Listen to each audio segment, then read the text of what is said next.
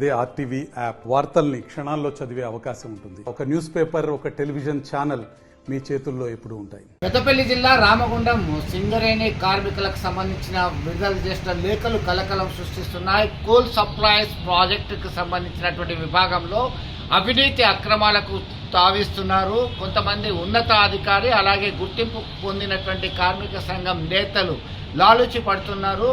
ఇవన్నీ కూడా కార్మికులకి అన్యాయం జరుగుతుంది, ఖచ్చితమైన చర్యలు తీసుకోవాలి, మనం ముందు జాగ్రత్తగా దీన్ని అరికట్టాలని చెప్పి విడుదల చేసినటువంటి లేఖలు కలకలం సృష్టిస్తుంది. ఇప్పుడైనా నష్ట నివారణ చర్యలు చేపట్టాలి అని చెప్పేసి కోరుతూ లేఖలు విడుదల చేశారు.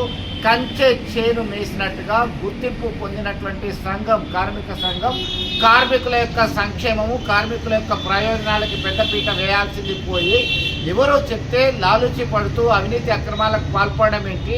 ఏఐటీసీ గుర్తింపు పొందినటువంటి సంఘంగా ఉన్నప్పటికీ ఈ కార్మిక సంఘ నేతలే అధికారితో లాలుచి పడి వీరు అవినీతి పాల్పడము మంచిది కాదు, తోటి కార్మికులకు అన్యాయం జరుగుతుంది. ఇప్పటికైనా ఈ టెండెన్సీకి చెక్ పెట్టాల్సినటువంటి అవసరం ఉంది అని చెప్పేసి భావిస్తూ విడుదల చేసినటువంటి లేఖలు వైరల్గా మారాయి, చర్చనీయాంశంగా మారింది. ఎవరా ఉన్నతాధికారి, ఎవరా కార్మిక సంఘం నేత, ఎట్లా అయితే కట్టడి చేయొచ్చు, ఎట్లా అయితే నీతి నిజాయితీగా పనిచేస్తున్నటువంటి కార్మికులకి న్యాయం జరిగే అవకాశం ఉంది అనేటువంటి చర్చ కార్మిక వర్గాల్లో పెద్ద ఎత్తున చోటు చేసుకుంది.